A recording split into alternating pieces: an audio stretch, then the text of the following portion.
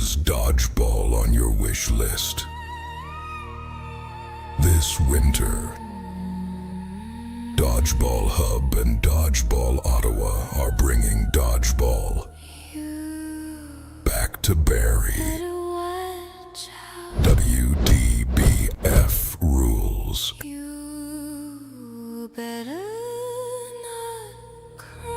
Hardwood floors and nets that aren't steel cages designed to make you bleed. The first time the fanciest ball type has been featured on these historic grounds. Grab your team and be part of history as Dodgeball returns to the city of Barrie. Better, fancier, and slightly less sketchy.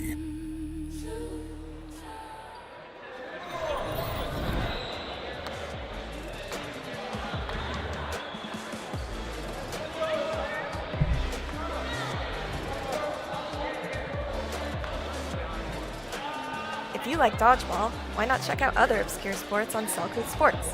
Air hockey, arm wrestling, armored combat, and even Australian football. From acrobatics and beach tennis to everyone's favorite, beer pong. All this and more at selkootsports.com.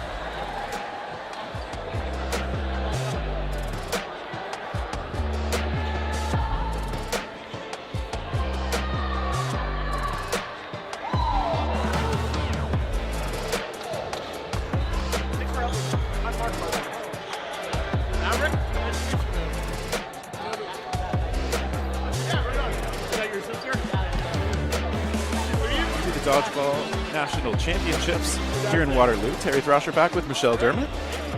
And yeah, sorry. Oh, I was just going to say, we are back for the first playoff match of the day. Yeah. So this might seem a little weird because everybody makes playoffs and this is a 2 versus 3 match, but as we were talking about before, it's double elimination.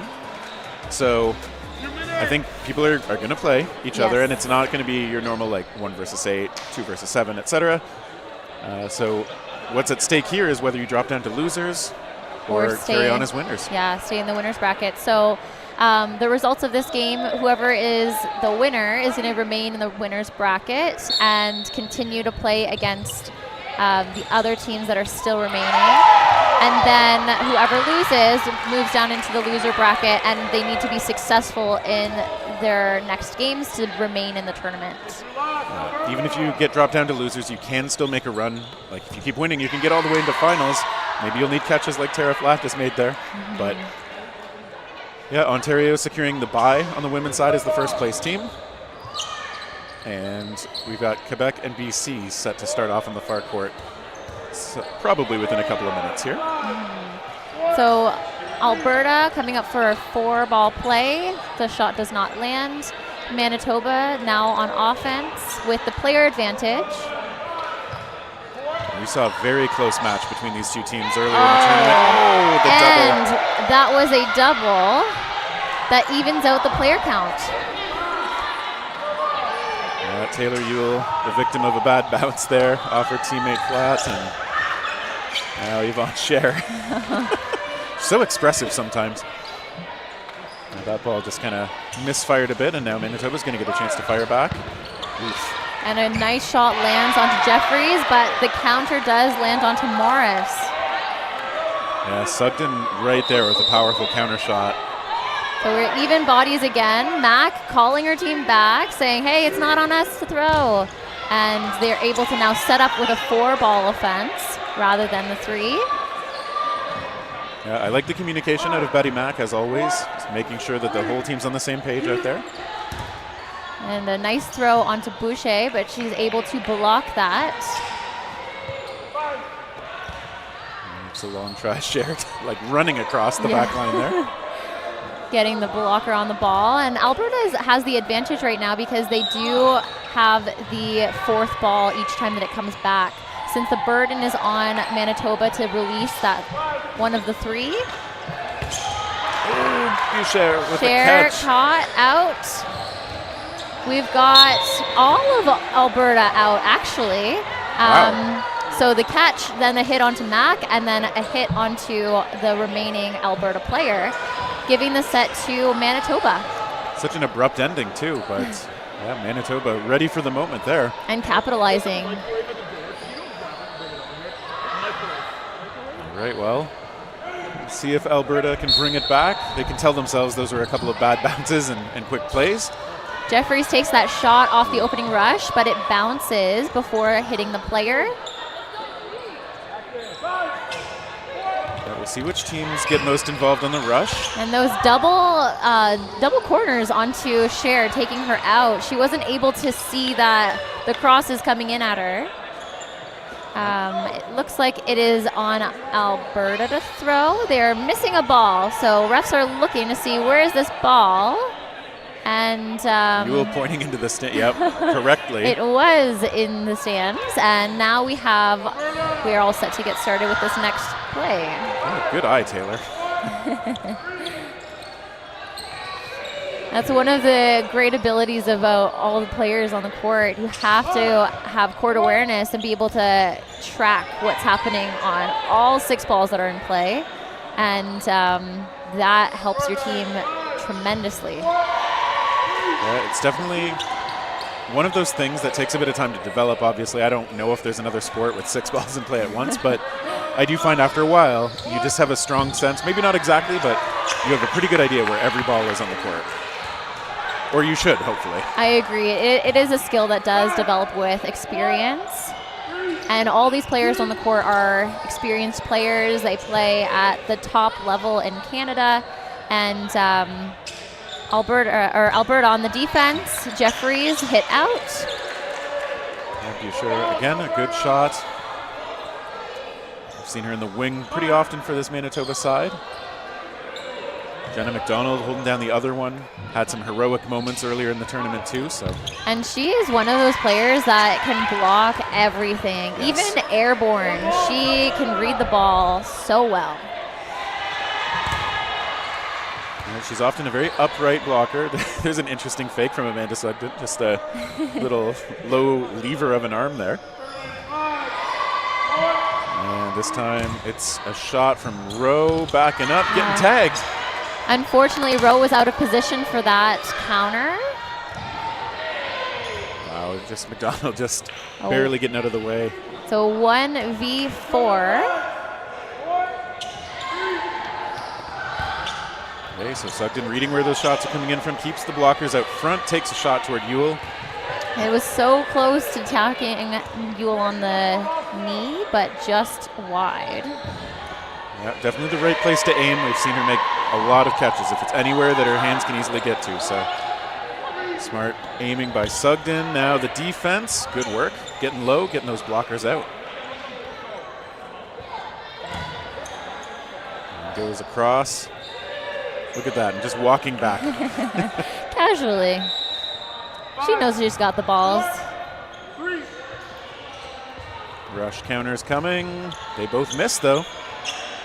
And you can tell she was reading both those players as they were rushing up at her, kind of like eyes scanning both sides, ready for either. And Ewell secures that catch, just like you said. And right. Even though it threatened to pop away and roll from her a bit, just very confidently tracking it down. Yeah, I think you're exactly right that Amanda Sugden on the earlier plays was doing a good job of reading where the throw was coming from. You could see her kind of shift those blocker balls in front of where she expected the shot to come from, and she was correct. So I would have liked to see Manitoba get those balls on her at the same time. Yes. But hey, it worked out for them regardless. Mm-hmm. And so Manitoba 2-0 edge. These teams still playing each other quite close. Jubenville, good hard shot toward the corner, but Boucher able to block again. Manitoba back onto offense. Shot being evaded, landing a shot onto Tara Flat, which is, I would say, a pretty great target to be selecting since she's been strong throughout the tournament. Cross-court lands, bringing the player count for both teams to be even with 5 players. Jeffries shot short.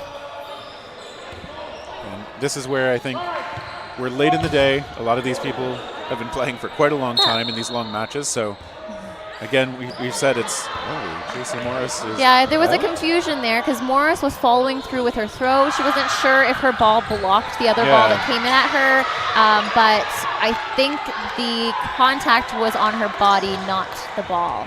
That's why she was called out. It's a better guess than me. You had a good angle on that, perhaps, and yep. Again, she checked with the ref. That's always important. Definitely.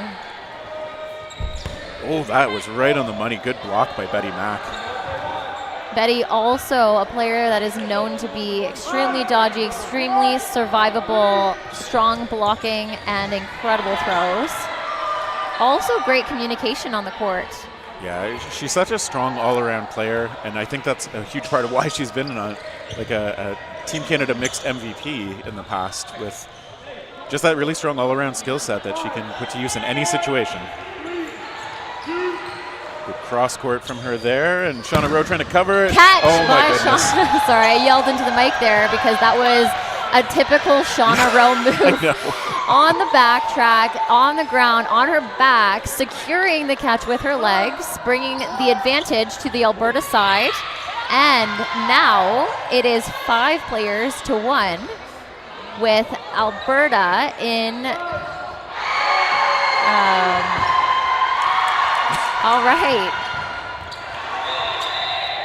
Okay, well, Sugden's going to head off again, but Wozni still got to deal with another 4. And that ball sailed right toward us. Nothing hit Wozni, so she is still on the court 1v4, facing off against Rowe. Rowe applying that pressure. Yeah, Rowe playing really high and also looking very confident. Wozni is coming up maybe halfway. Let's see. They're both, Cher and Rowe, applying a pretty strong pressure. And they capitalize on that 3-ball play. Yeah, obviously what we saw the Alberta players there doing, coming very, very close to the line and just trying to force Wozni to take a shot from far enough back that it's a reduced threat level on their team. They did a tremendous job of that. Like her ball unfortunately wasn't all that close to a target, and then Alberta able to set up and finish things off. I was thinking too when they, I forget which player it was who took the shot at Shauna that was caught low in the body. Oh, a pop-up. I was thinking you don't want to take those. Some players have those signature positions where it's Definitely. just like, we've seen it happen too often. I think it might have been McDonald, but I can't recall either. I just know she's been playing on the right side quite often throughout the matches. Yeah, if Morris gets hit out, we will very often see McDonald take over that side. Oh, nice shot again, going for flat. Seems to be a prime target for Alberta. Jeffries traded out. And Jubenville has been an extremely strong thrower consistently throughout this tournament, holding down that right side for the Alberta team. There's been a lot of good power out of Hope Jubenville, and the pressure has been good there too. You see committing to the fakes there and drawing some attention. Great fakes. 2 for 1 this time. So Buescher and Morris still out there, but again, 4 from Alberta. Morris hit out by that first shot. Shauna Rowe saying sorry. Looks like it was a face shot. Yeah. Always hate when those come in at you. But it is part of this game.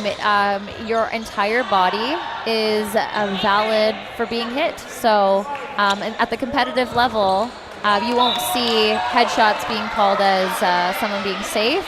Maybe at the rec level, when you're playing, there could be a rule set where headshots don't count. Yeah, I think a lot of us, when we started in rec, that's a pretty familiar rule in a lot of cases. And it makes sense for rec leagues. You don't want to discourage people from playing, which kind of means you don't want reckless throwers or deliberate throwers at head height. Definitely. But at this level of play, all the players know that this is an element of the game that they need to prepare for. So there always is that risk that you could be hit in the face. Yeah, but we do see the apologetic hand go up pretty often when you throw it. So Alberta, having lost Rowe off to the sideline, is going to try to keep the pressure on Manitoba. We've got a 2-2 match, so just as we thought, that early 2-0 didn't mean too much. Sugden normally blocking pretty well, but that one a little tricksy coming in on her. I think there might have been some curve on that, or it bounced up a little bit differently than she was expecting. Yeah.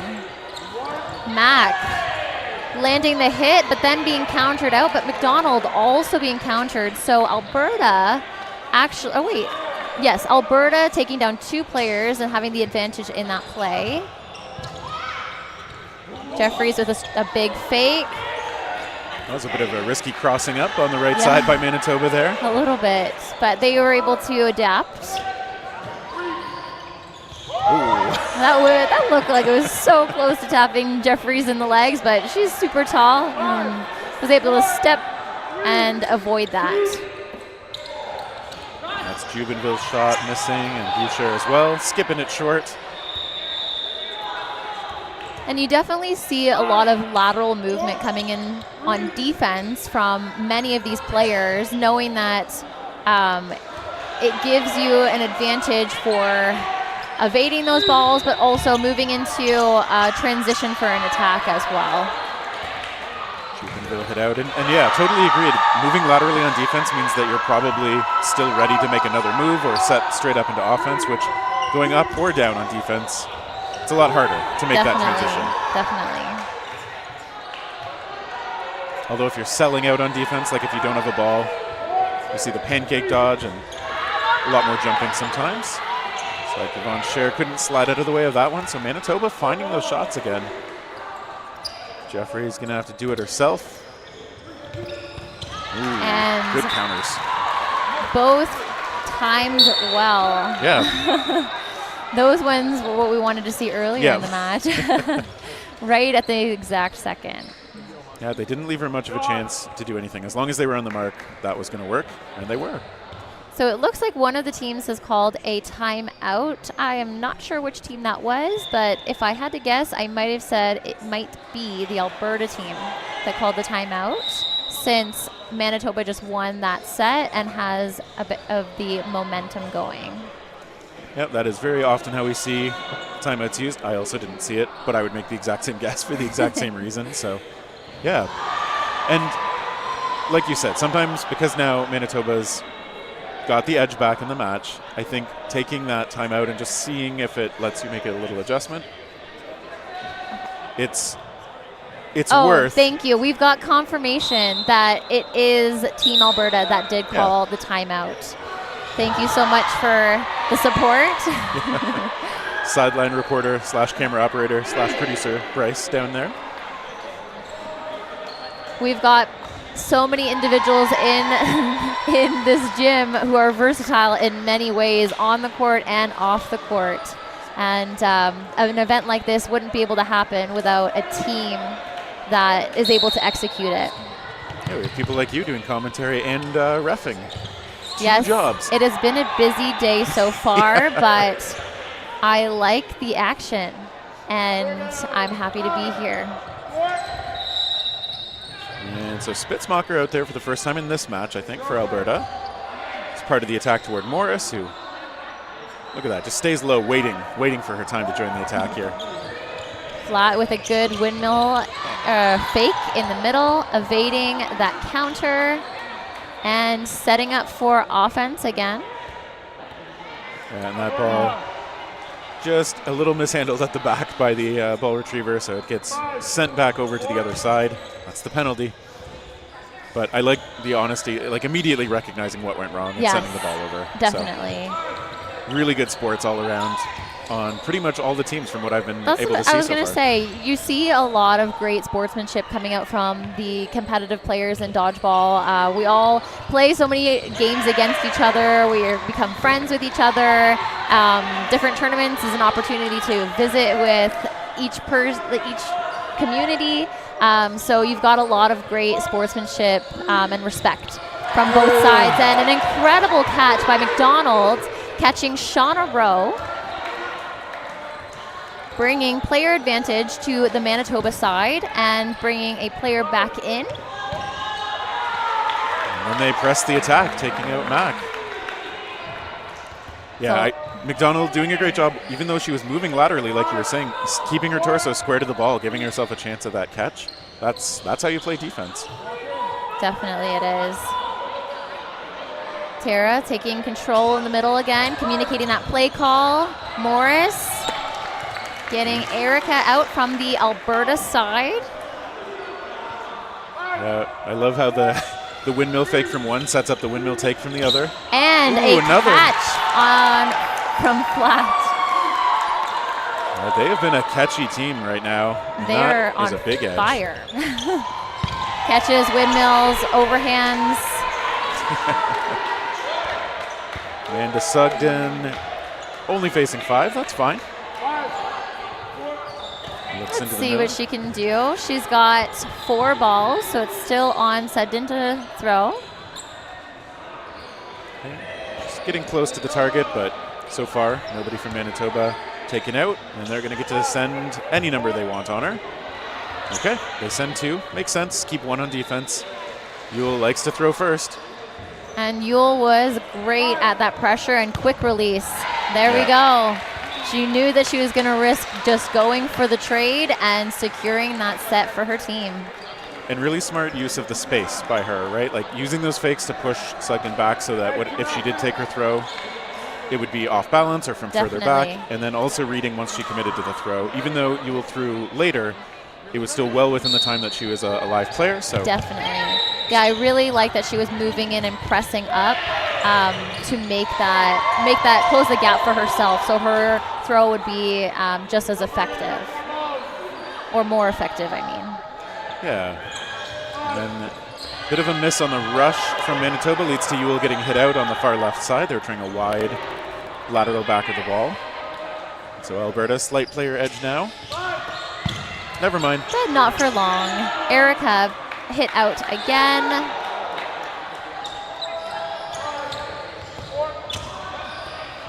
Manitoba losing 1 as McDonald heads out. And I don't know if that was a catch. Yeah, I was going to say, I don't know if that was a catch. I think it hit the ground before she was able to secure that. So no player should be coming back in on the court. There was no catch secured. Yeah, Morris communicating how she saw things to the referees.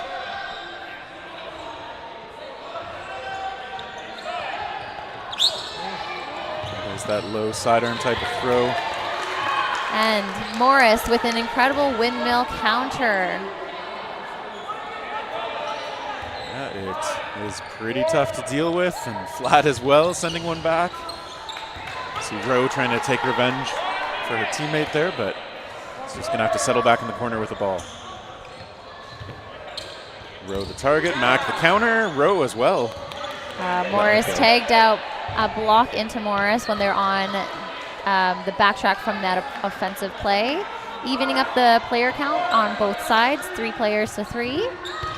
And that cross court from Tara Flat, but the cross court onto Shauna Rowe gets caught. And again, Shauna Rowe looking very casual with those catches sometimes. And catch another from catch. Tara Flat, but she lines out after the catch, so Yule comes back into the court. And Yule's been in this position before. She is ready to step back in and close this. Yeah, put some whip in her arm on that throw. We know, just retrieving a ball that has ventured a little too far away. Spitzmacher and Rowe gonna have to do the work. Yule, a bit of a drop curve there. And I think we're now at no blocking. Oh yeah, so they're moving into no blocking, a 2v1 situation. This point is critical for the Alberta team, closing that gap. But Yule wants to keep them from making that happen and takes Shauna Rowe out. It's a good start and gets the hit. Lands a shot onto Erica as well, closing that set. So that's a tough break for Alberta, having the extra player but losing the point in extra time there, and they do fall down by 3 points to Manitoba, so certainly not out of it, but it's getting a little precarious, I'd say. Yes, I would say that was a critical moment for the Manitoba team, taking a larger lead in this game. But we still have 20 minutes left, so who knows? Alberta might be able to get some more points and keep it a competitive, close match. Yeah, and obviously if you're on the Alberta side, I think you have to look at that last point as like that one got away from us, but it was right there. So like we're still obviously hanging with our opponents here. We can still close the gap if we tighten up our play a bit. We'll just see if they're able to do it after that halftime break. And it looks like on the Alberta side, the coaches are talking to the team. They're giving advice. They're giving some information to the players to get them locked in and ready for this next half. Yep. Same thing on the Manitoba side. Both coaching staff are supporting their team, relaying information, and giving advice for how to move forward and continue on with this game. Yeah, that's one of those evolutions over the years. There are now, a lot of these teams have 2 or 3 coaches as part of the event with them, whereas you go back maybe 5 years and it pretty much literally was just Vic Ravelli, right? Like off on the Mavericks or the earlier teams. Like he was the well-known one, obviously, not just for the national program, but now a lot of teams will bring coaches. And obviously, I think there can be an advantage to having that sideline presence. Definitely. Just trying to have the more bird's eye view of how the match is going. And I think that, too, having a coach also allows for synergy among the team because there's less about the dynamics between the players and more about the vision as a whole for the team. So you're able to see people playing in different positions based on what the coaches are choosing for the players. And then they're making decisions that help to support the players and helping them take breaks when they need it or switching things up. Sometimes it is helpful to have somebody on the sideline say, hey, let's take you off for one set, give you a little mental reset so you're ready to go back into the game with the red headspace. Exactly, and it helps take away some, like when you're trying to make those decisions as one of the players, there can be like ego or frustration or whatever, fatigue from what you've been doing on the court, and the coaches can distance themselves from that a little bit, which I think has a lot of value, especially as the tournament grinds on. Oh, definitely, yes. And a small update from the far court. I think I did see that BC is leading Quebec 3-1.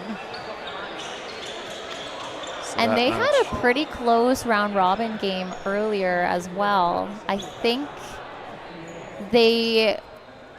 Quebec was on the comeback, and BC decided that they were going to have their player who was 1v4 step off the court to make it a tie and then go into a no blocking round to try to secure the win. Wow. So they Gutsy. took a gamble, and it paid off for them earlier in the day. That's one of those times where there are some interesting choices available about just stepping out and setting yourself up for what you think gives you the best chance into no blocking. And that goes back to what we were saying about having that coach on the sideline. They're going on with what they think is best for strategic play. And if they want their team to secure that win, maybe that's the judgment call from the coach. Maybe that's the judgment call from the team as a whole. But regardless, it worked out for them earlier in the day. We are back into the second half of this match, and a pop-up catch.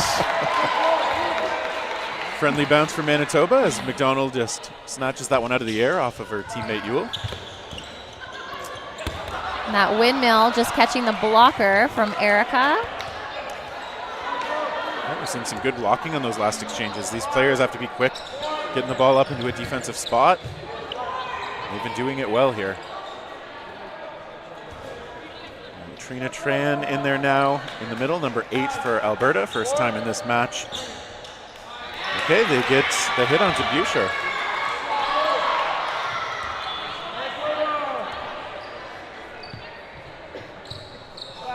And there's another windmill from Morris. The return shot from Rowe just missing. They're coming close, though. And Ferrix is holding down that right side for the Alberta team, faking, and Tran taking that counter. Yeah, we've seen Ferrix like that sidearm throw, sort of a neat mirror to the way Shauna Rowe throws on the other side. So yeah.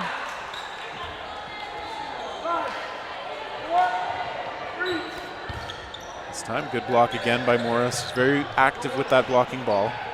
And sometimes players that like Morris, it takes more than one ball to really secure that hit onto her. So they might need to change it up if they want to take her out. Yeah, it is very tough to get a single ball through on really good blocking players like J.C. Morris. So. Or Jenna McDonald. Oh, who almost came down with a difficult catch there, but nice hit. I think that was Spitzmacher's ball taking her out. 4-on-4. Good block by Tran, and they trade off Wozni. Sorry, I say trade off, but they just took her off. Alberta on the hunt to bring this score back closer to even.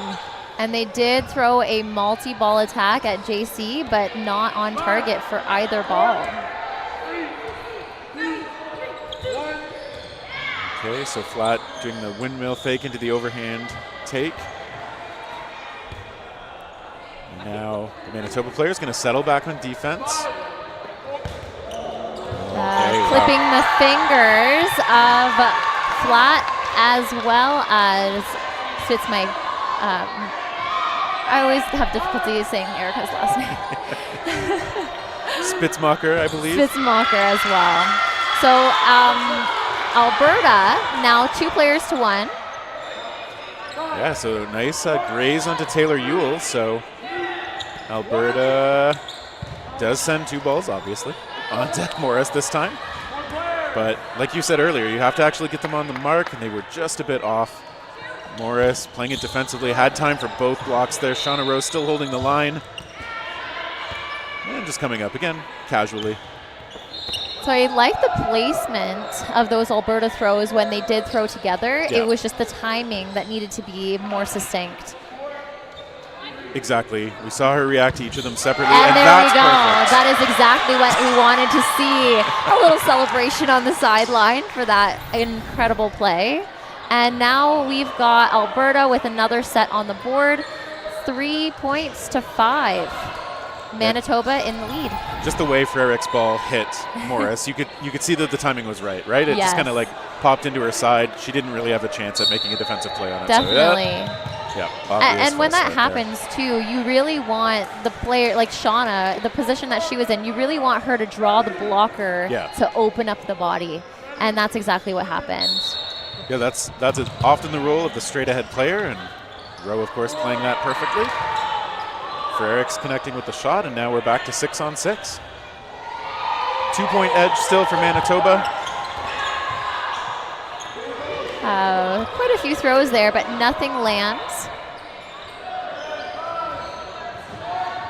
It's always interesting when there's still 6-on-6 and somehow 5 balls get thrown and nobody gets hit, but there we see our first outs. Still 5-on-5. Yeah, I was going to say still even player count at the moment. Good blocking by Cher again. Another player who is extremely dodgy and incredible at blocking. I feel like at lower levels of play, you tend to think it's the throwers who dominate the game. I think at the higher level, obviously it's the players who stay alive long enough to do whatever they can. And what a throw from I would agree as well. Players who are able to survive on the court are able to do more damage because they're on the court longer. Yeah, it's pretty simple. Okay, Tran guessing correctly on which way to move. Alberta setting up for a 4-ball attack. They elect to send 2, not landing. Tara able to evade both. Big smile as she came up too. Feeling good about the moment, I think. And that windmill, double windmill onto Tran, neither land as well. And now, of course, because they've thrown them so well, they can fake with them pretty effectively too. And we are still in a little bit of a stalemate, 4v4. It's been, I think, 4 or 5 plays back and forth with no hits landing. Until now, Betty Mack. What happened there? I think one of the balls may be mishandled by a retriever. Okay. So Betty Mack tagged out, one of the balls mishandled, given back to the Manitoba side, and now Manitoba on attack again. Share again with the block. Ewell with the casual And catch. the Spitzmacher right in the face. pocket. Ewell choosing to go for the catch rather than the block in that situation. The double takes out Tran. And now Cher is the only player left on the court on the Alberta side. Ball goes up. Yeah. And that one, the rare solo throw that gets through the blocker on JC Morris. So nicely played by Yvonne Cher. But Manitoba still has the extra players to make a play. Timing again, kind of staggered, forced by the moment. Now Yvonne Cher just, gets to tee off a little bit and manages to send Ewell off to the side. But there are still 3 to go in the gold. Multiple balls being thrown in that situation, one of them coming up toward us. And Cher able to survive, settle back in, and now it is on her to throw. Using almost all of the 10 seconds there, which makes sense. Take your time if you can. Make them come to you. Takes the counter onto beautiful. Tara. It's one of the disadvantages of a windmill throw. You leave your body exposed for that half second before your follow through.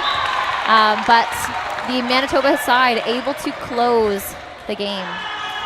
But then it is an interesting trade-off because if you windmill on once you're followed through, you're also tending to face where a lot of the counters would come from. So you have a chance maybe to make those catch kind of plays that someone turning into an overhand throw doesn't have. So it's just an interesting wrinkle that players like Tara Flatt, JC Morris really, I think, make the best of in a lot of situations.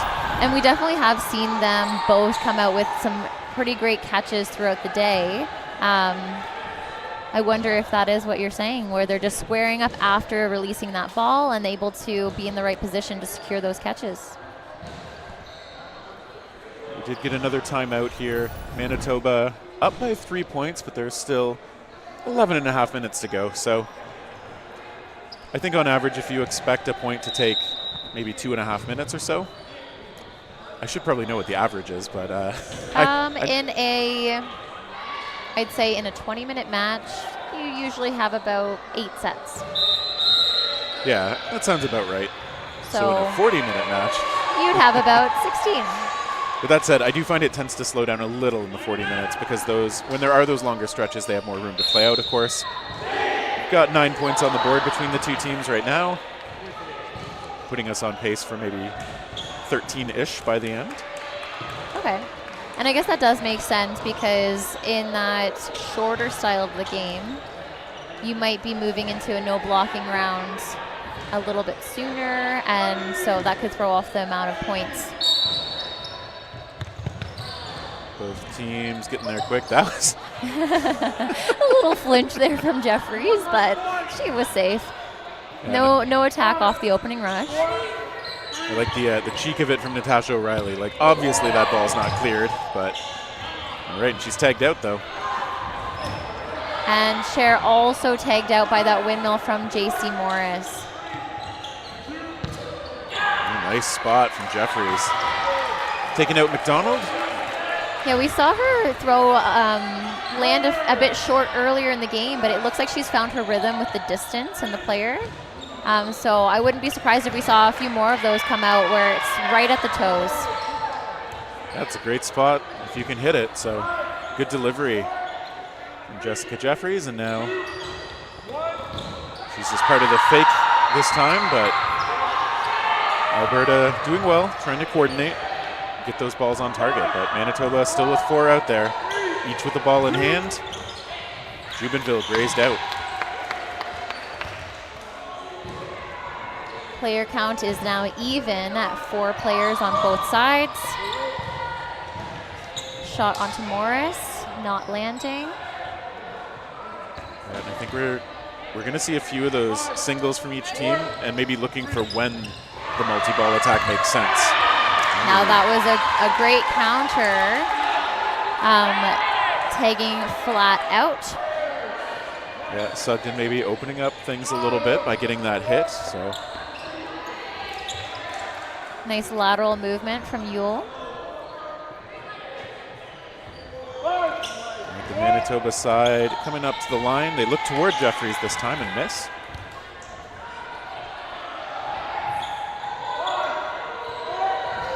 And it's Jeffries letting go toward the middle. And just one throw at a time here. Players will still be looking for those openings for the big counters or rushes. Ooh, they get Shauna Rowe though in the meantime. I don't think she was looking at Yule in that moment, and by the time the ball came in, she was not able to tuck those elbows in to secure that catch.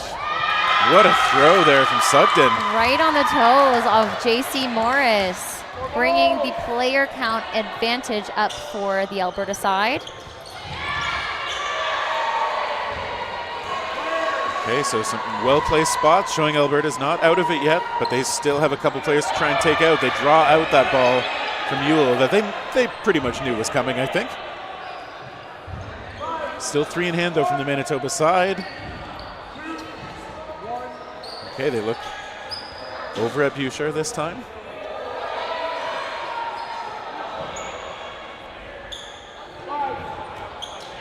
That one just kind of right between the legs on Jeffries. Jeffrey is able to sidestep that one as well.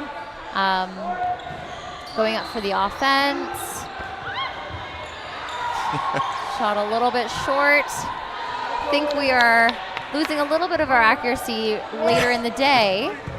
Oh! Except Yule is still on fire. Yeah, that was kind of a quick release shot that just went right in on the toes. Nice block read by Yule. Yeah, I think when fatigue is happening, it is easy for the throws accuracy to be one of the things that starts to suffer a bit. You've got to still make an effort to really put your whole body into the throw to make sure you're delivering it the way you want to be. Couldn't agree more. And that pre-counter from Yule tags out Tran. And we are now 2 bodies to 1 in favor of Manitoba. Jeffries going for that throw, but yeah, tagged out by that follow-up throw. And one thing to say about how Taylor Yule takes those preemptive shots, it isn't just about getting the shot on the body or having a quick release. Like, it's also about the judgment when you take it, because I've played with some players who will take those shots when the other player's looking right at them with the ball right in position to block. Ready to block. And it's pretty hard to get them out in that situation. But I think Yule just shows great judgment at when the potential blocking ball is being drawn back for a throw, or the player's weight is in the wrong place, or whatever it is she's picking up on. And that definitely is a testament to her experience level as well. Being a veteran player, Team Canada athlete, she's able to pick up on those subtleties in the players across from her. So now Alberta, it's going to be a lot harder down 4 with even less time on the clock there. In fact, looking at, what is that, 6.5 minutes? So that to me suggests Manitoba is going to come away with this win, barring something really unlikely. But Alberta, even if they fall, they're going to want to make sure they finish strong, because they will have at least one more match to go. Definitely. And we saw Alberta playing Ontario really tight earlier in the day too. So like, we know they have it in them to hang with anybody here. Same thing with Manitoba. Both teams had really strong games against Team Ontario, who placed first in the women's division in round robin. So I wouldn't be surprised if we see either of these teams in the gold medal match later in the day. For sure. I mean, you obviously have to think that Ontario's got a good chance getting that first round bye, having beaten everybody earlier. Oh, there's a nice casual catch again from you. Making that look so easy. I know some players have a knack for that, just keeping things looking casual. Shauna Rowe, another one. Just her walk up after something's happened is also just nonchalant. Yeah. Alberta coming up for the offensive attack. McDonald tagged out. It looked like her reaction just a bit delayed to that. We've seen her make some good grabs, but couldn't find that one yet. That was an interesting release from number 19 on the Alberta side. Yeah, Frericks really does seem to like a few of those slightly odd, or I'll say unconventional sidearm shots. Yeah, hard to read, Yeah. right? So it changes things up from the typical attacks, right? And then maybe it leads to a deflection from the block, or it gets under the blocker. That was a nice cross court, just not far enough to land on JC. Yeah, and I think with sidearms, you do give up a bit of power, but you get that change of angle, and it's easier to get low. Ooh, Sutton getting through again on Morris. She's found some success there. Yeah, just sometimes those sidearms change up the rhythm of what's happening enough to throw off a defender a bit. Definitely. So now Alberta, 2v1. Well, one-on-one now. One-on-one. And Oh, it's closed out. with 2 shots. Wow. Boucher was able to close out that set and secure that. Are we securing the win right now? I think that's fair to say, yeah. Yeah, I think we're at a point where we know that Manitoba has won the match, and Alberta is going to play out the game until the end. Yeah, it is interesting. Sometimes these matches get to a point where realistically the overall outcome is known, and you end up with some amount of time on the clock that the match still has to happen. I've seen some people say they think it would be better if dodgeball was more of like a best of, so that you didn't end up in these situations. It's kind of an interesting. Yeah, I think there's benefits to both. I mean, when you have a timed game, you can strategize systems of play rather than, and so the strategy would be different. Yep. I mean, even with like the cloth style of play, like there's differences in terms of having a set counter. So, but in the foam game, I think a lot of teams like to use the time to their advantage. Yeah. Yeah, and that's a strategic element that's obviously a part of the game like this. Thinking back to some high-profile matches where teams have been able to grind out 4, 5, 6, 7 minutes sometimes just by playing defense incredibly well. Definitely. If that's what made sense for the game situation. So it's part of the game. Yeah, we see referees as Robbie saying, all right, let's go, Alberta. Long enough on your timeout, or whoever's. So players lining up for the next set. Refs ready to whistle in. Harrington and Cole play out there now for our Alberta. And Chu as well. So mixing up the lineup a bit. Jeffries tagged out on the opening rush. Yeah, we'll see how much things change. See Manitoba as well, using a bit more of their bench depth to try and keep everybody engaged and fresh. And I guess like what we were saying earlier, since we can already determine the winner of the match, maybe this is an opportunity for the other players who weren't playing throughout the game to get some play time and work through some of their play calls and systems, so that when they progress into their next match, things seem to flow well among the team. Exactly. It's a good, like, if there isn't a lot of risk, you're not risking the outcome, most likely, and so you do want to make sure everybody on the team is ready to contribute in whatever way makes sense for them, and I think that's easier for a lot of players if they get at least some play time. These tournaments can be long if you're sitting for a long time, obviously. Oh, definitely, yeah.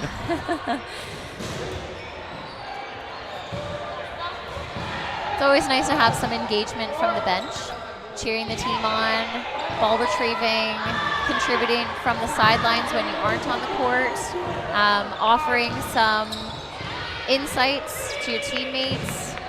So you might see a lot of players active from the bench, cheering from the bench, contributing from the bench as well. Yeah, love to see that engagement, as you said. It's one of the things you can do on the bench, of course, help keep your teammates focused or aware of something you don't think they saw, or just keep their energy up. Ooh, nice shot cross court. So Alberta still scrapping for the points here, obviously important. It's a try into the middle and the counter shot from Spitzmacher. But we've still got 4-on-4. It is on the Manitoba side to throw. A little hesitation, not knowing who had burden, but O'Reilly taking an incredible cross court that Tran was not able to see in time. A good solid impact you could hear on that one too, so well-placed shot from Natasha O'Reilly. The side now has 4 players facing down 3 from Alberta. And that shot lands onto O'Reilly, who is heading off to the side. 3v3. Okay, nice shot. Harrington taking out Alicia Noel. Good awareness of the fact that she was kind of protecting her teammate there too. So, and now 2 sent in. All right, they get the hit. Alberta's got a 3-on-1. That is Rogers heading off to the side on Team Manitoba. And I believe that is Wozni left as the solo player on the Manitoba side, wanting to secure this point. Taking a shot from about halfway back again. And now that the 3 balls are in hand, Alberta takes the shot. I shouldn't say Edmonton, that's not fair. Well, I think some of these players are coming in from Edmonton. Yeah. So. All right, and that is time. And since there will not be a no blocking match based on it being a playoff game that is not within reach. Yeah. So the game is over. Manitoba has secured the win, and Alberta will be moving into the other bracket of play. I almost said Calgary. Just naming all those major cities in Alberta. That's right. We know we know things about Alberta beyond just those 2 cities, I swear. But yeah, well played match. Obviously, Manitoba just executing that much better and getting away from Alberta a bit on the scoreboard. So well-deserved win from them. Yeah, there was those critical points early on, and it led to that momentum continuing, and they did not let up into the second half, rightfully earning the win. Yeah, and coming up here, we have a men's match that is also going to be 2v3, and this is going to be the Manitoba men on one side facing off against the BC men. So that'll be our final match of today. Of course, there's plenty of dodgeball still to come tomorrow, but stick around for one last men's match. And here for Michelle Dermott, this is Terry Trosher saying, stick with us for Nationals here in Waterloo. If you like dodgeball, why not check out other obscure sports on Selkout Sports? Air hockey, arm wrestling, armored combat, and even Australian football. From acrobatics and beach tennis to everyone's favorite, beer pong. All this and more at selkoutsports.com.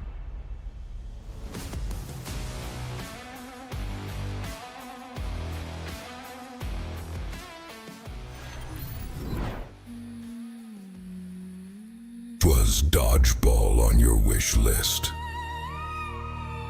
This winter, Dodgeball Hub and Dodgeball Ottawa are bringing dodgeball back to Barrie. WDBF rules.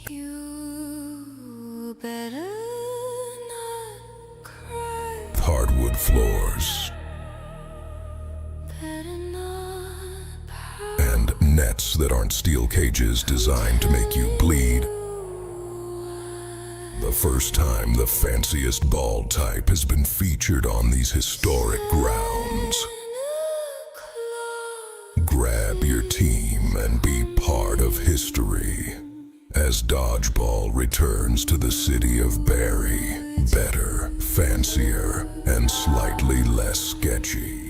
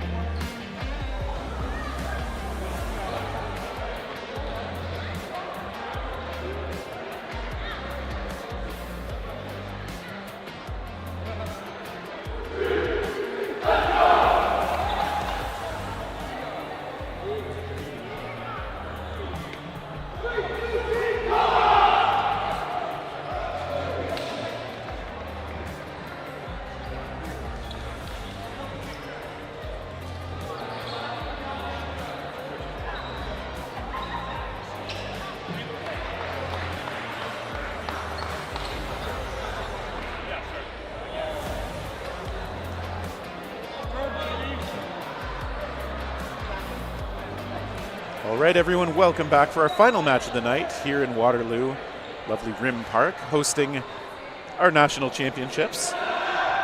Terry Thrasher here with Erica Spitzmacher, who just got off the court a few minutes ago, really. That's right, I'm still puffing. Yeah.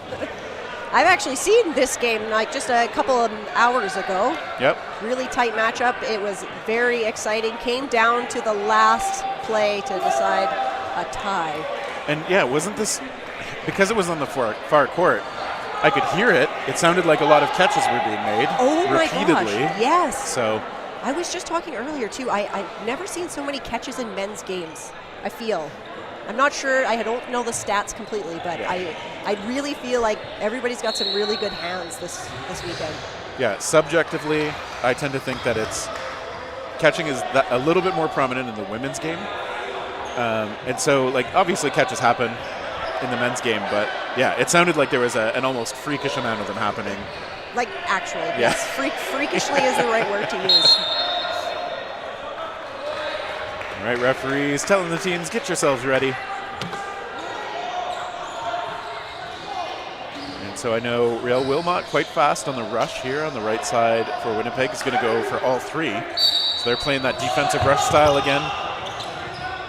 Yeah, they didn't really beat BC on the rush in that last game, so I think they're just like, let's just stay alive, be full strength.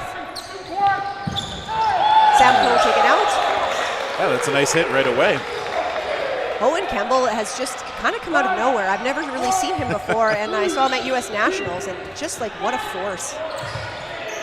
Lots of ups though. He's up quite a bit. Jumps quite a bit. Yeah. Jumping player on defense. Yeah, great throw. Oh, and then he dipped down just as I said that, right? You liar. Yeah. He can go anywhere, and I guess that's the sign of a good player. Somebody who can vary it up. Okay, and he goes low again. Darn, nailed it. On the right side, Ashley Bend takes that throw. I've really been impressed by his throw so far in the matches I've seen. And catches. That last game, I think he caught about 3 or 4 of them. Wow. In really crucial moments. So we'll look for some catches from him in this game again. Oh, wow. Good shot, Decker. And there's another hit. BC getting a couple. And you don't want BC to get hot because they feed off that. They just, once they get hot, it's really hard to cool them back down. Yeah. You saw there, Pete Decker, a feisty personality on the court when things are going well like that. But a return hit for the Manitoba side. Really hard to feel where Bend is going to throw too. It does have some movement, but when he releases it, it just goes absolutely straight, like it's a rocket, and then it kind of like flips at the end. So really hard to know what to do in blocking time. All right, so nice shot attempt there. Williams says, nope, that is a bounce right in front of the ball. Yeah, and it's always nice when the other team's willing to help you make the right call. Yeah, integrity. Yeah, a lot of good sports on all the teams so far. Yeah, it's been a great day for that. Wow, lots of movement there. Wong is taken out though. Yeah, so he heads off. He defers a ball to his longtime Hardest Foam co-captain, Chris Valance. He tees things up a bit for Decker. Nice grab, though. Oh, yeah, BC's getting fired up. Wilmot is not one to, don't sleep on him. He'll get you. Yeah, he's not a flashy player in terms of his offense, but I think he moves around so well on defense. Takes out Decker on the bounce. Yep, getting some geometry kills there, and all right, now he's going to have to scramble back. He gets some pretty amazing ups. Yeah, Wilmot, yeah. He's also very good at folding himself up down low, so I really like a lot about his defensive game. Good placement on that ball, but he gets clipped. Not enough ups on that one. Yeah. Even though it was very high up. Yeah. You could always have more ups. Yeah. You know? You can always get that extra ounce. I said ounce, but I meant inch. You know what I mean. Yeah. Okay, so first point going the way of BC. Wilmot again going to go defensive rush. Decker sends one into the middle, but Falk slides away. And a good idea because really Wilmot is going to block that. He's a great blocker. He's still got 2 in hand. Yeah. You might as well find a different target. Yeah, and I think throwing toward the middle when everybody's still on the court is a pretty reliable choice. Ben sends that one. Interesting choice. I guess like Wong did kind of stay up a little higher than maybe he should have in that case, but opting for the no ball and actually not really getting punished for it. Yep. Yeah, and it's one of those interesting choices. You'll often see those players take a shot at someone who still has a ball. Yeah. Como just acknowledging the hit there. And Como was another one who made a lot of really great catches. Oh, that's a nice bounce if you're Manitoba. And Como comes right back in. Didn't even get a chance to get to the bench. Didn't get a chance to finish a sip of water or anything there. Well, and BC is a little quieter now after that first game. I guess it didn't take that much this time. It has been a long day. Players have played, this is their 5th 40-minute game. Yeah, it's a lot. Even if you're very well conditioned for the sport, it is a lot. Ben can't get his hands out of the way. Yeah. Just harder to move those feet. They feel a little bit like cement. Oh, and Williams opting to go up, but Kendall is able to take him out. We're left with Decker. Okay, so he's going to go and get a long one. Again, feet are cement. Decker very willing to take those shots from the very back. Pops up. Sends the second one. What nice dodges. All right, so I like the choice there from Jean-Del Tameta to just let the team set up instead of taking a slightly risky solo shot. Now Decker is going to come up and get a hit. Look at the sink on that ball. That was a nice shot. Oh, and they're going to say he was over the line. So Decker will get more balls. I like the commitment from the ball retriever there, but yeah, didn't quite play it properly. Campbell. Will get. Whoa, he's going. He's going. Let's just go. All right, so Wilmot again going to be the last one. This is not the person you want to be the last one on, is Wilmot. Well, last game, him against Chung, I think it was a 12-minute game. I don't know. It was like an insanely long amount of time on a 1v1.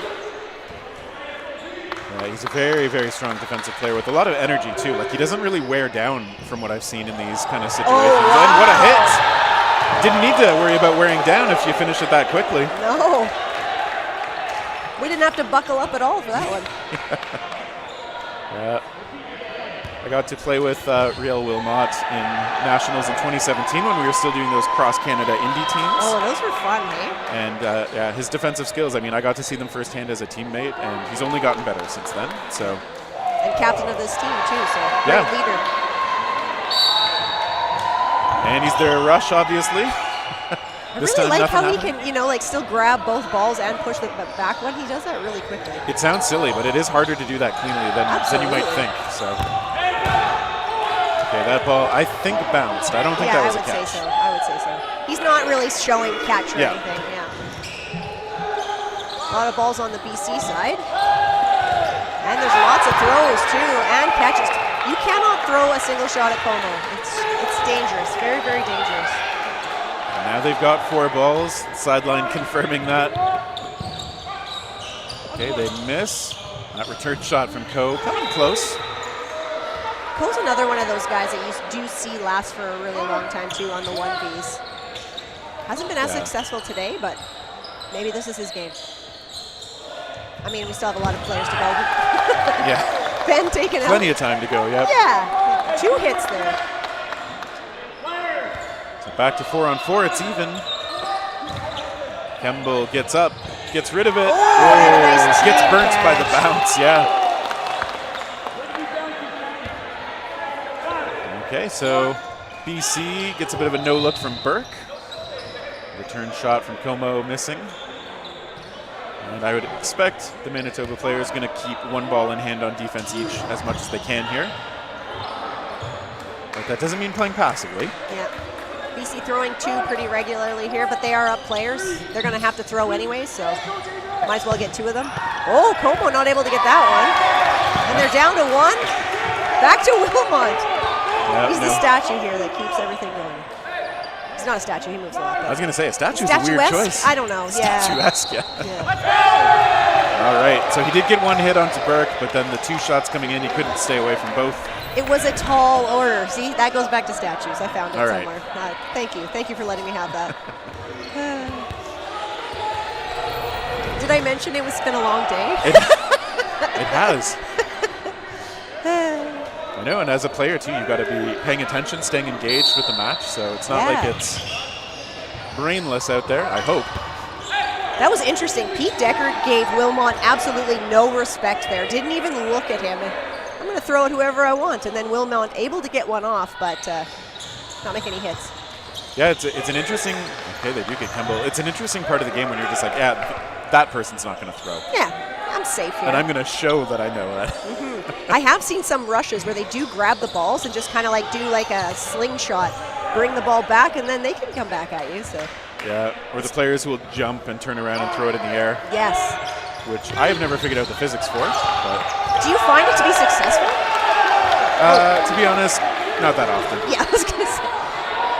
Oh, look at Decker. He's just like baiting.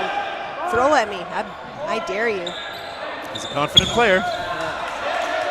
But I like it. I like that they opted for the other side. So whatever, Pete. Let's try something over here. We're not going to play your game. Yeah.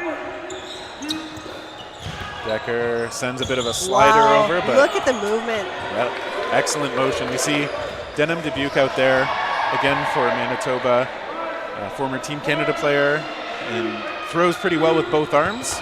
Oh, I believe he still does that. Oh, yeah. I'm very like Gumby-like and can get anywhere all the time. Do the kids know who Gumby is anymore? Oh no, did I just? Yeah, okay. I'm probably the oldest player playing here, so am I allowed to say it? I'll try to find a kid reference for somebody. I won't try and fact check it for you. But That's fine. I turned 40 this year. It's fine. well, then I know for a fact there's older than you. Yes! I just won't say who. Okay, that's fine. Well, other than, I believe Jeff Snow. Him I'm everybody willing knows to say, that. but everybody knows that, I guess, yeah. So we love BC you, back Jeff. with 3 balls. Oh, Takes Decker. out Decker. So Wilmot doesn't, like, we talked about how good his defense is, but I like that he doesn't just sit back and count on it, right? He's mixing in the different timing plays there. Oh, wow, nice shot by Dubuque. Yeah, that one looks like it caught Williams a little off guard, so. Down to a 2v2. It's 2-1 on the score sheet. Currently favoring BC. We'll see if they can make it a 2-1 player count. They show that they're going toward Wilmot, but just with 1 ball. Byron a little wide on that shot, but also you got to be pretty accurate because Wilmot does get very small, like you said. Both sides. Such a talent to be able to go from like almost jumping to down. Yeah. Soft landings. Yeah. Protecting your body a bit, because even if you wear knee pads, they won't save you if you just come crashing down. So, oh, there's a hit. It is indeed the 2-on-1 player edge for BC now. Hey, it's Wilmot. That's so Last shocking. one on the court. It's hard to get.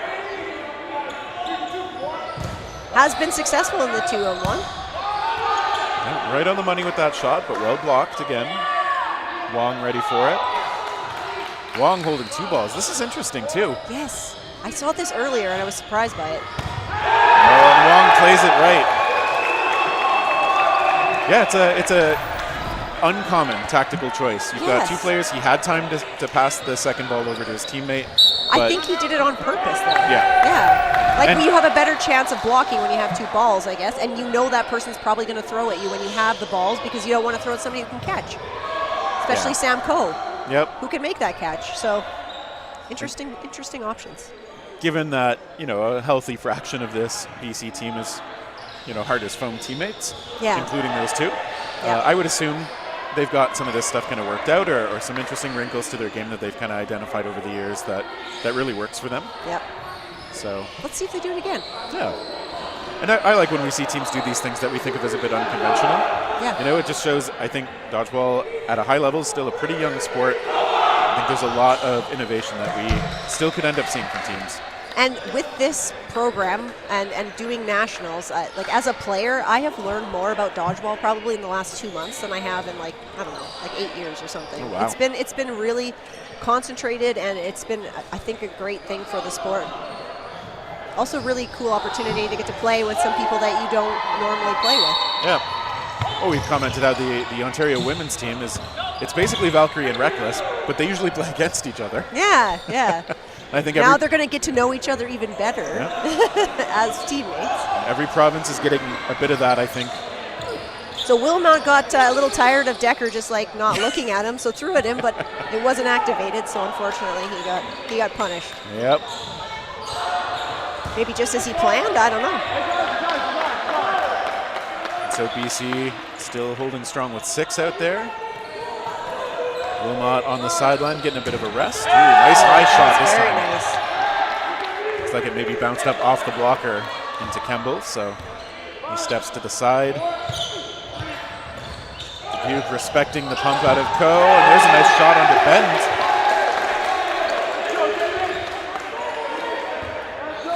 Okay, so now Manitoba down to 3 players. Good movement as players are retreating. We know that's kind of when a lot of us are at our most vulnerable. You've just let go of the ball, you're trying to get back to safety, but you're backpedaling, trying to keep your eyes forward. Reynolds makes a big catch. Yeah, we've seen Como make some good catches today, but he gives one up there. Valence totally ready for it. Oh, wow. What a nice shot by Dubuque. Godfrey taken out.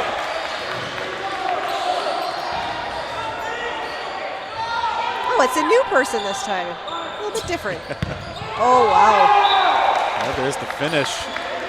David Cheng connects on that shot. Doesn't leave it in doubt for very long. No. And so BC definitely on a roll here. Yep, they're feeling it. But Manitoba is not making it easy by any means. We definitely haven't seen the amount of catches on the Manitoba side that we saw the first time these two teams met. Maybe they just need to find that. Oh, and they that go feel. They go for a normal rush that time. We saw Wilmot only retrieving 1 instead of all 3. Yep. And it's still even, so. That worked out okay. Yep. Didn't help, but it didn't hurt, you know? And I think with Wilmot being as quick as he is on the rush, that's kind of why I'm surprised Manitoba didn't choose to do those slightly more aggressive plays a bit more often. At least mix them in, so I'm glad to see that from them this time. And Manitoba looking to mix things up a little bit. They switched their wings. Yep. Put Owen on this, put a Kemble on this other side, but Byron's like, nope, I will get you. Yeah, Godfrey taken over, immediately taken out by BC, so they're hitting on those solo shots, and that makes a big difference. Oh, hitting a little too accurately there. Giving up the catch was Ashley Benn. I think we can probably anticipate Manitoba's going to take a timeout here pretty quickly. Kind of reorganize. Coe taken out. Nice shot from Wilmot on the money. He and Dubuque out there together. They're still looking at 5 in the white jerseys coming the other way. I think Manitoba could probably maybe benefit. I think they're giving up a few too many balls. Get a little more organized. They're not really having an opportunity to run an offense. They're doing everything on counters. Might be nice for them to like just mix it up a little bit, or you know, if it's not there, reorganize. Okay. Oh, there they did. See, it worked. 2 hits. Yeah. And certainly if things aren't working for you one way, you can either just keep trying to refine it, or, and this is typically what I prefer, like mix up the approach a bit. Get yourself out of the headspace where you're like, this is not hitting, or you know, we're not surviving in the rush or whatever, and just like try a different tactic. And BC just really does well on counters as well, and like fast-paced games, and like kind of like leaning into chaos a little bit. So if Manitoba maybe wants to slow down a little bit and try to work through that, that might benefit them. Oh, there's a nice hit. Wilmot again connecting, this time taking out Wong. And yeah, Throw there, and that's a little bit of mixing up too, I guess. Yep. Right? Yeah. Because if you can play it slowly enough to sort of absorb the pressure from the chaos in those moments, you might end up set up with like 5 balls to 1 or something like that, where you can draw up a play that you like and try to make those high percentage outs. Yeah. or you can enjoy the chaos. You can get drawn into it too and see if you can one up the other side. Yeah. Wilmot again on the money. Decker with a good block. Counters coming out. Decker throwing the last one in that exchange, but everybody's still in it. 2-on-2. And it'll be on Winnipeg or Manitoba to throw. Okay, so Williams elects to throw that one. I think Decker was saying Don't. go or don't. Oh. One of the two. Yeah, I don't know. Stuff. So his teammate either listened to him or didn't. Yeah. Nice block, Wilmot. Either way, he accepted it. Yeah. Sorry. Manitoba to the line. It's a straight ahead shot onto Williams. That one popping up and Decker grabs it. Oh, and Dubuque. Who did he catch? That was Dubuque's throw that got popped up. I So assume he was already out. Yeah. when Denham Dubuque just kind of stood there. Yeah. Like, I'm already out, man. But he didn't move, so. And it's Wilmot again. What a toe tap. My goodness. That's a nice throw. Co giving a bit of a look back because that was a nice shot. That was beautiful. Captain just doing captain things out there. Trapping that ball safely, and now BC attacking. Skipping that one just a bit off to the side was Williams. The BC players are going to settle back in the corner. No, now we see Decker creeping up a little bit, but just drawing in that ball. I think Wilmot showing he's respecting that counter or attack could come from over there. But Decker gets through on that one. Speaking of the chaos, a lot of the times on the one ball left on the Manitoba side, we're seeing BC just kind of hang out at the back, waiting for everything, sometimes countering, sometimes organizing. They're mixing it up quite well in the 1v situations. Yeah, I do like when teams can kind of change the pace a little bit moment to moment based on what the situation requires. So Looks like Manitoba will do the 3-ball rush again. back to what was working for them early on. Decker absorbs a shot. Oh, and this time, Wilmot's like, I'm going to make sure I activate that ball. And you saw him also wait till Decker had committed to his throw as well, so able to connect very cleanly in a relatively easy shot. And here it's a bit of chaos, and Manitoba's coming out way on top. Yes. BC with 3. Oh, 2. Wow. And Manitoba still with 6, so see The odds are good. See how expressive Decker is about this. Oh, Williams looking for catch. I know. He looked like he might reach for that one above his head. Yeah, I think it was too high for him to reach anyhow. Yeah, showing some restraint. Now Wong lets it go. Okay, Williams does too, but they still haven't found it out yet on the Manitoba side. They get bend though. And now we're looking at the no blocking starting off. So Who do we have? We have Wong left on the BC side. and only Wong. Yeah. Manitoba's looking pretty confident here, I would say. Yeah, but Byron Wong, of course, super strong on the national team on the men's side last Oh, year. wow, that was quick. But yeah, Manitoba just wants to force it, and they do. Yeah. I mean, Wong did get somebody out, but Yeah. really well timed on the counter. Yeah, and this is obviously how Manitoba wants to try and finish that first point, or sorry, that first half, get themselves a point which they hadn't seen for a little while. Yeah. Now they can go hard at the beginning of the second half. There was kind of a bit of time there where some of the players on Manitoba, they were looking tired a little bit. They were not moving their feet as much. I think that what Wilmot's been doing on these 1Vs, he's getting his team fired up and like, let's keep moving, let's keep doing this, and then they ended that first half quite decisively. Yeah, and I think obviously keeping the energy and morale up in these long tournaments and even the long matches within the tournaments is one of those things that you need somebody on your team who can do it. Like most teams will find things are flagging at some point, so.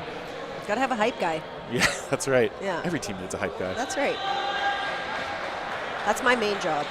Okay, Yeah, yeah, you're that person on you your gotta team. be the hype guy. Yep. Yeah. I just start playing the video for Gangnam Style in my head, and that's how I keep elevated. That is smart. I'm all about K-pop Demon Hunter right now, so Golden is going in my head. There you go. There's a reference the kids understand. Yes, it's because I have one that watches it. Oh, that is an earworm like you've never heard. It's tough to get out. I actually haven't been exposed to it yet. Treats for you later. Well, you say that. I will out myself as someone who both doesn't like musicals or anime, though, so don't think I'm going to end up watching it. No, just the music. Just listen to the music. And back to Dodgeball. Here we go. No, there's nothing happening. We can keep talking about Netflix shows. Yeah. Maybe we'll do a Dodgeball special on Netflix one day. Wouldn't that be great? One day. I would watch that. Just something to make it so that people who talk to us about the sport don't go to the Dodgeball movie as their first thing, and like they have something else that they might choose instead. So you don't have to talk about wrenches. You don't have to talk about wrenches for once.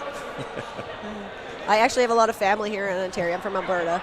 A lot of family coming in to watch, and I was like, "Is it exciting to watch?" And my uncle was loving it. Oh, good. Came back for the 3 games. He liked it so much. I think if you can sit as close as the stands are here, like you can really get a good visceral sense of what the sport is like. Yeah. And I do think, it's hard to fully appreciate that from just the broadcast or if you're watching from afar.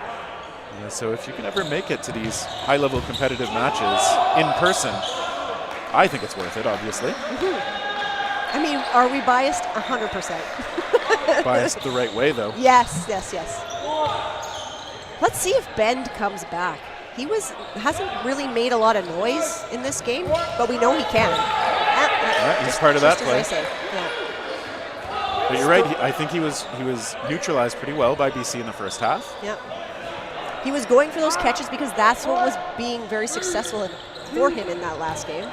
And that they weren't quite working for him. So let's see if he gets a little bit more movement in a lot of his play.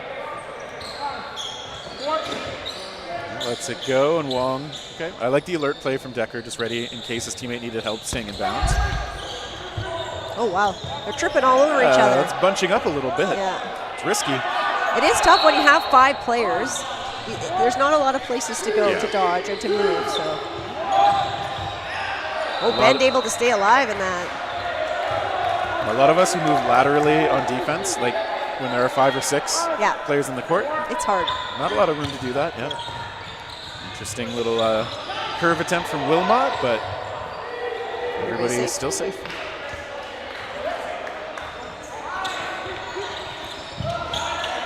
Wong getting so low. He committed to that dodge. Yeah.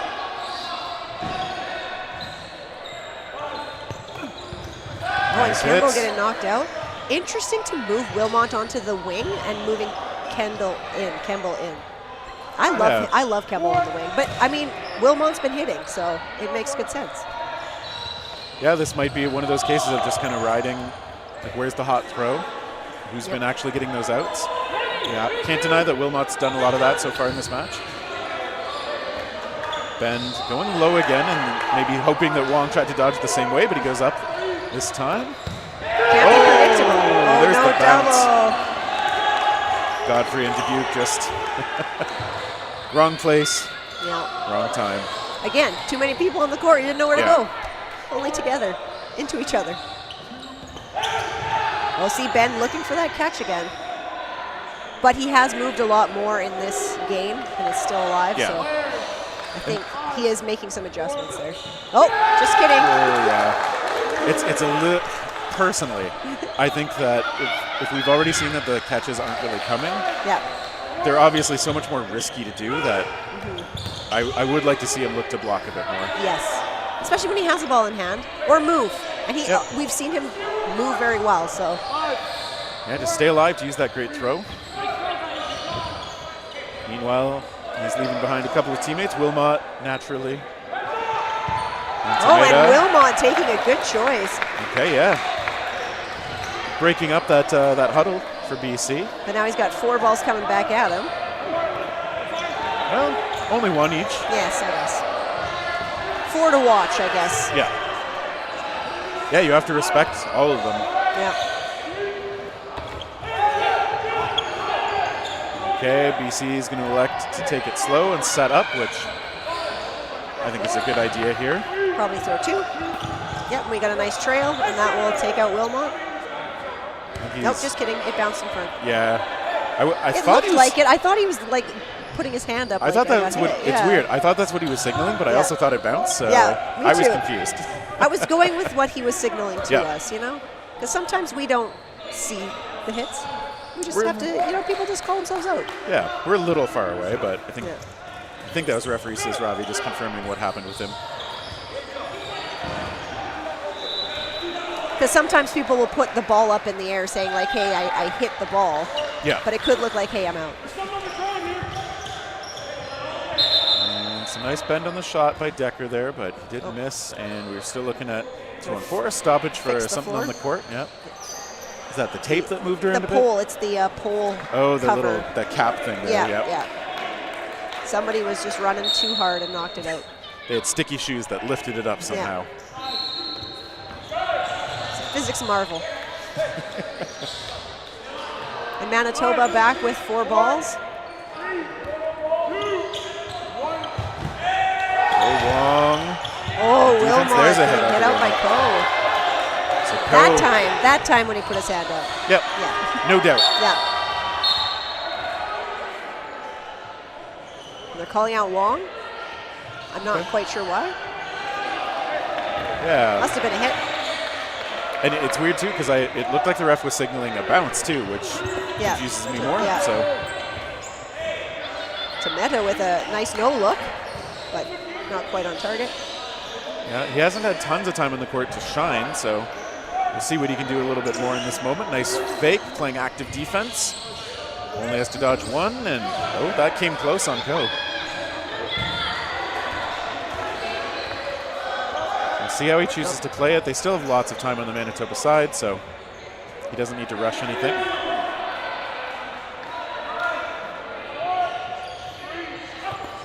Oh, he going commits for to the catch. Yeah. And I have seen that from a couple of the other players on the Manitoba team. They'll put the ball between their legs Yeah. and try to make that catch. It has been very successful for them. It's not right now, so. Yeah, one of the interesting things about doing the kind of like tuck with the ball there is so I tend to drop a ball if I'm looking for a catch like that, but you do run the risk of that ball rolling completely away from you. Yes, exactly. Even if it like drops under your foot or something to the other team, which is a little disastrous. Oh, wow, what a nice dodge by Chang. Oh, Campbell saying that wasn't active. Yeah, Ref's not agreeing. he's protesting, but Yeah. he's definitely out. We'll get Oh, balance nice too. hits. Okay, Ben's taken out, but so is Coe. So BC still has 4 out there. Manitoba also has 4 out there.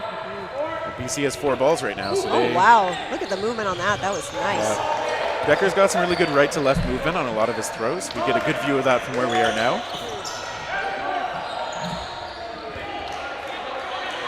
Who in your mind who has the most movement on their throws? Gosh, I don't know. Because what's tough too is there are a lot of players. Ooh, that one bouncing up off Chang. There are a lot of players who can throw more curve, but like you have to take so much velocity off your throw to get a lot of curve that it's Yeah. not always worth it. So Who uses it the most effectively? Yeah. There's a better question for you. Probably Estabrooks, right? I mean, he's up there. He's Yeah. got the velocity and the curve to make it really dangerous. Well, and speaking of some curve, Wilmot just took out Decker with a nice curve. Yeah, and when I played with Real Wilmot, I don't think he really had a lot of curve on his shots. So, I mean, Still it's also learning. been like 8 years. So, ooh, nice hit. Godfrey take it out. Lots of time to learn new tricks. Now this is something we haven't seen in a little while, is Manitoba being up bodies, so that's great for them. Give them some confidence here going into the end of this set. Speaking of going up, Wong doing a great job going up and still blocking. Now they've got 5 balls, and look at the nice timing Did play. he stay in? Oh, no. I think it didn't matter. Oh. I think one of the balls hit him on the raised hip there. Oh, okay. He was looking to the ref to say, hey, did I cross the line? Yeah. But again, there was more to it.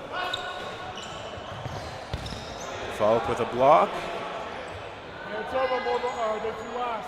Wilmot Looks like he's making the calls out there, as captains often do. Wilmot Nice reads. throw, but Yep. Wong able to not stumble out of bounds. I feel like Wilmot did wait long enough to see where that player was going, but yeah, great block again from Wong. Williams' throw is blocked nicely. We don't normally see Manitoba have 4 balls, too. Yeah. Like in a lot of this game. Would that help them? Maybe. Yeah. You got to look a lot more places. Yeah, instead they're trying for those counters and those solos. They are working sometimes, but and we got a. Ooh, somebody crossed?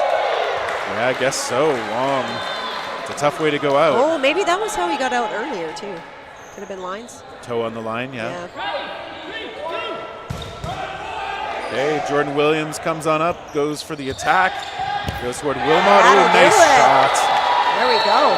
So Falk bringing things back a little bit for Manitoba. Yeah, Manitoba using this as a let's go kind of a moment, right? Yeah, you got Let's to swing some things here. get that momentum from where you can. And let's see. Okay, it looks like they're going to go for an aggressive rush again.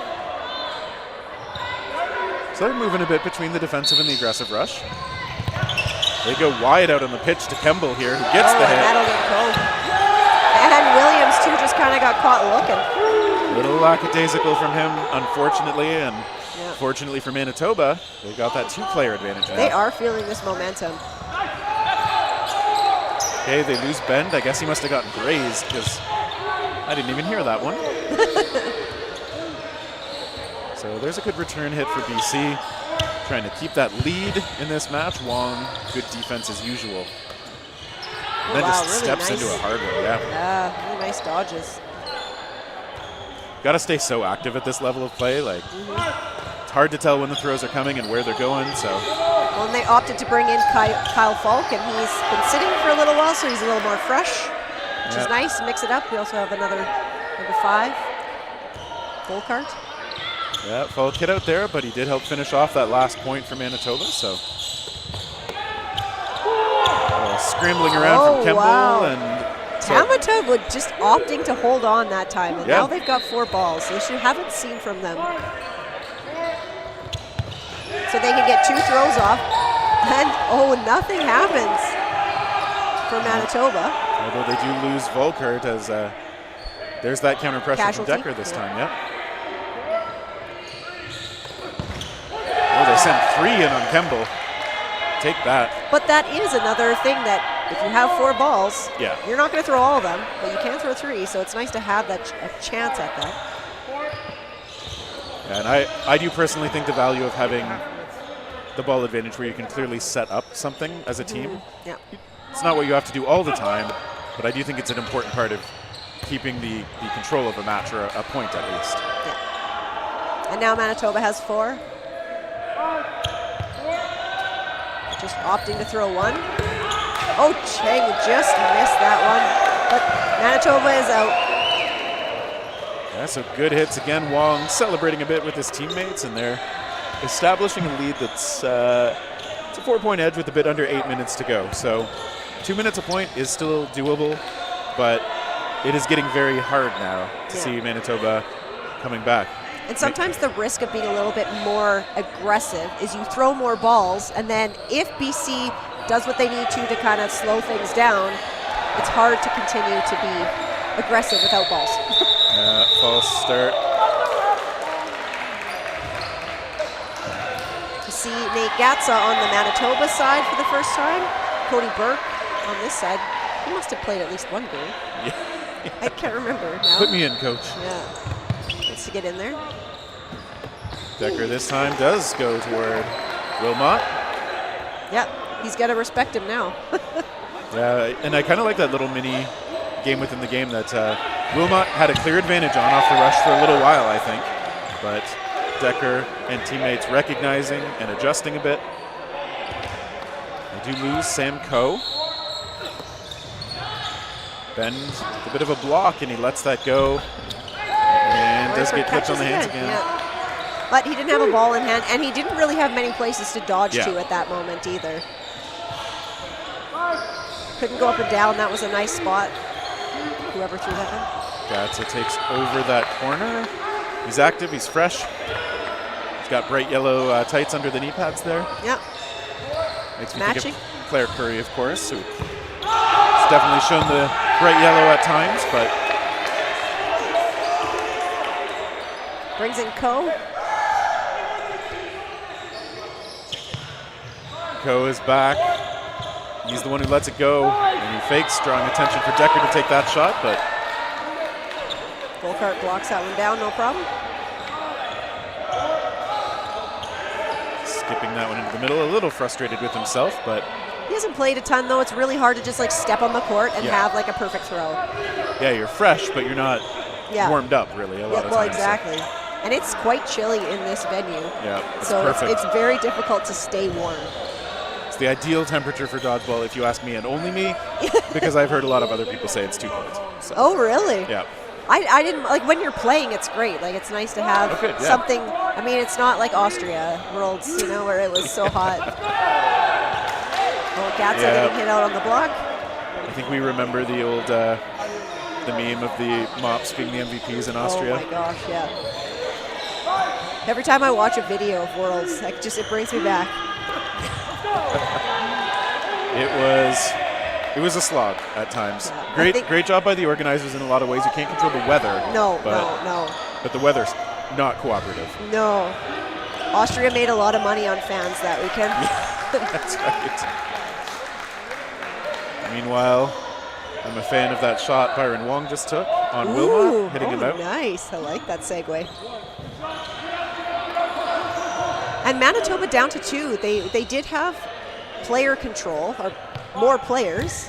And BC just great at kind of whittling away, but now we'll be even. Yeah, I'm sure they have their approach to the match as we see Coach Gennady Sanch over there. Squatting down, keeping a low eye on the game here, which is interesting too. But That she's low?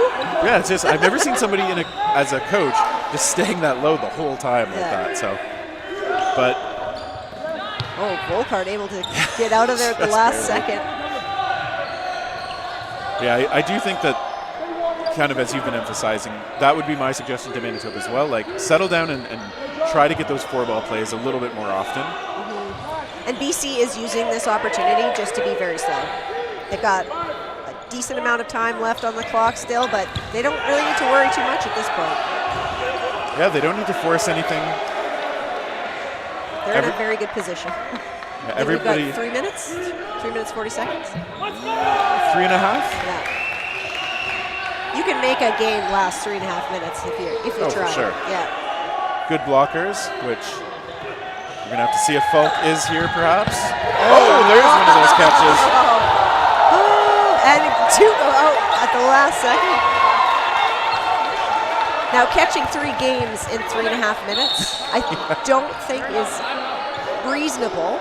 But I mean, they can at least like end this in a really good way and Yeah, be ready for tomorrow. exactly. Even if they lose, as we've said, it's double elimination, so they Yeah. will move down to the losers bracket, but they will have more matches. And if you go on a run from that bracket, you can still find yourself in the finals. Yeah. Meanwhile, While BC has to go play Ontario tomorrow. yep. There's your reward, playing the first place team. It's Yeah. always It's an interesting one, hey? yeah. Yeah. It's a You very win, different but format. do you win? But the game was very close. Yes. Yeah, like anybody can take this one on the men's side for sure. Yeah, on the men's side, even though Ontario did finish first, they tied one match, and it's not like they ran away with most of their matches. So And a lot of these matches, it was like one team beat this team, but this team tied that team, and this, you know, like it wasn't Yeah. like somebody was beating everybody. Everybody had moments today, which was really cool. yeah, obviously on the women's side, Ontario looked a little more dominant overall. Yeah. But that said, I mean, we saw some excellent matches. I would say between your Alberta team and the Yeah. Manitoba team, like very close at times, and both of those teams also showed that they can hang with Ontario. Full halves where they were basically even, and Ontario just pulled away. So I think if you could just put 2 of those halves together in a row, who knows, right? Oh wow, nice shot by Kimball. That is, that's what we want to see out of Manitoba. Yeah. the Tobe. Does anybody call it that? Well, they have shirts that say Toba. I know. I like it, yeah. Yeah. I like the Tobe better. Somebody from Manitoba near me is shaking their head in disdain. So. Perfect. Say it again. Oh, Ben biding his time. Gets a little snap release. Manitoba with full power, but being aggressive, trying to win this. There's a bit of a at what cost, because as you were saying, now BC has the extra balls. They can choose to play very conservative. Ben showing he's going to make a catch, but so is Kemble. But you just getting on the court, hasn't really thrown many balls yet. And Kemble just waiting. And what I'm about to say is easier said than done, of course, but if you're BC, like basically the thing you can't do is put balls in that catchable area. So Wong just did a perfect job with that on Kemble a moment before. Super low. Ben taken out on the side as well. Just don't give them that catchable ball. Yeah. Oh, and they ran the risk of using up all of those 10 seconds. But Wong letting it go at the last moment. Yeah, that's the right way to play it. There we go. But see, and again, that's the one thing you basically can't give the Manitoba team right now. But they do have a tall order now to get Byron Wong out. Yes. Even though he is by himself, dangerous. He's going to use all the time. See Manitoba stepping right up, and they get it. That's about now they get another game. So, I mean, full credit to the Tobe. They Yeah. played that perfectly for the situation. Yeah. And we were talking about how BC's going to play tomorrow, but, I mean, there's time. There's time here. We're going to call a timeout. They're going to stop that clock. How much time we got? Minute and a half. Minute and a half. You can win a game in a minute and a half and run this into no blocking. And I'm pretty sure BC will recognize what went wrong there and adjust Yeah. a little bit. Yeah. And so the timeout was to stop the clock, but this could benefit BC. Yes. Well, and again, if I'm a coach or a leader on the team here, I'm basically saying, like, hey, we can't be putting those catchable balls on them. Yeah. Like, you still want to go for guys. You still want to try and hit them, but like, you just can't make it that easy for them. Not that catching these throws is ever easy, but you don't want to make it as easy as it could be. And they just put several right in the kind of midsection on Yes. players who came down with it. So But they were like, they're baiting it. Oh, it's so juicy. It's so juicy. You want it. You want to hit that, but it's that's the it's thing. not always possible. You can't believe too much in your throw. Confidence only gets you so far. Then you got to get the execution in there too. Having a little conversation at half. Not quite sure what it's about. Yeah, the refs did call over the captains and coaches, so no And idea so what it's about, Troy, of course. yeah, on the BC side. We just need like a boom mic that we can lower in on whatever's going in. Well, going on I up there, so. actually expected you to learn to read lips for this, but I mean, Okay. you can only do what you can, Terry.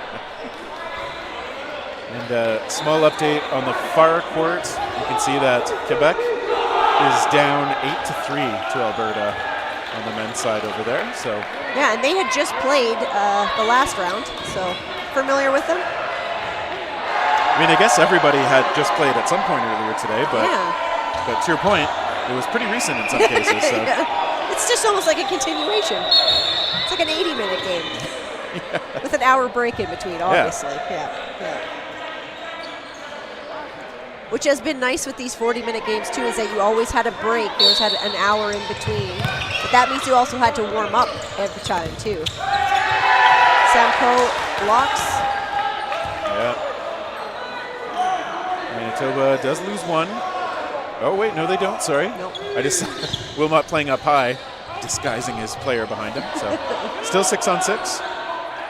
And that's all they have to do for BC. Even if they don't hit anybody, just let's keep Yeah. everything. And there's a And- move by yeah. Ben that like it just costs time, and Yeah. it potentially costs 20 seconds of time.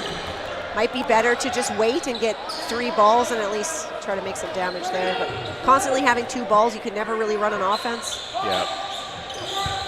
And they are just trying to catch, I think, a lot. Yeah. I mean, it's by far their best option, but BC, like I said, they're just throwing one. They're doing a better job of putting it off target. Bend. The thing is, if you don't hit, you don't have time left. Yeah, and BC really celebrating every time they get all these balls. Yeah, just trying to frustrate their opponents. Oh, Balance. A little moment of frustration there. we got 15 seconds left.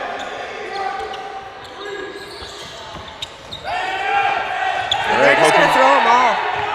I mean, at this point, it feels like you need to. They might get one more shot.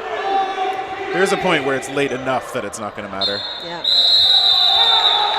Okay, That'll so end it. BC does win it. It was pretty close, even though BC had the lead for a while. Manitoba making a good run at the end. I guess you have to wait until there's like 1 minute left before you start making those comments, I guess, hey? It did seem like 3 games is pretty lofty in 3.5 minutes. I'm sure it's been done. And I do really like the way Manitoba approached that final point that they got, where, again, just setting up really high, just daring those throws to come in, and making those catches when they had that opportunity. It's exactly what you want to do. So. That was the time for those catches to come. Yep, just a little late, unfortunately. Yeah. And so they will drop down to losers for tomorrow. Play Alberta? I assume they play the loser of the other court match, which looks like Quebec right now. Oh, okay. So we're getting a thumbs up for the schedule watchers here. So that'll be an actual elimination match when that happens. Right, yeah. Double elimination, not common to see in a dodgeball tournament, but it's nice. You know, you get 2 chances during playoffs. Yep, and it'll be interesting to see if a team, like in other things, like I've watched a lot of League of Legends, where in that e-sport, you'll see teams get dropped down to a loser's bracket and then sometimes go on a run all the way back to the finals. And I think that's some of the most exciting stuff you can see sometimes. So we're giving ourselves a chance to see something like that. That is a lot more games for anybody on that on that bottom end trying to fight their way back. It's a lot of extra playing and a lot of extra games. Yeah, you probably want to stay in winners if you can. Yeah, yeah. But that's going to just about do it for day 1 here at Nationals. That's all the matches we've got. But there's plenty more to come tomorrow. They're all playoff matches, men's and women's. Please join us. Yeah, I hope so. There are going to be a lot more exciting matches to come for sure. Yeah, and we'll be back with you, bringing them your way from Waterloo here. So stick with us. And there will be more dodgeball. So for Erica Spitzmacher, this is Terry Thrasher signing off for tonight. Good night.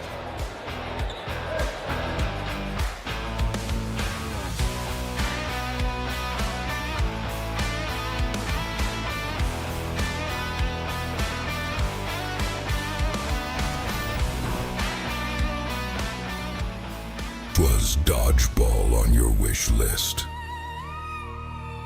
This winter, Dodgeball Hub and Dodgeball Ottawa are bringing Dodgeball back to Barrie. WDBF rules.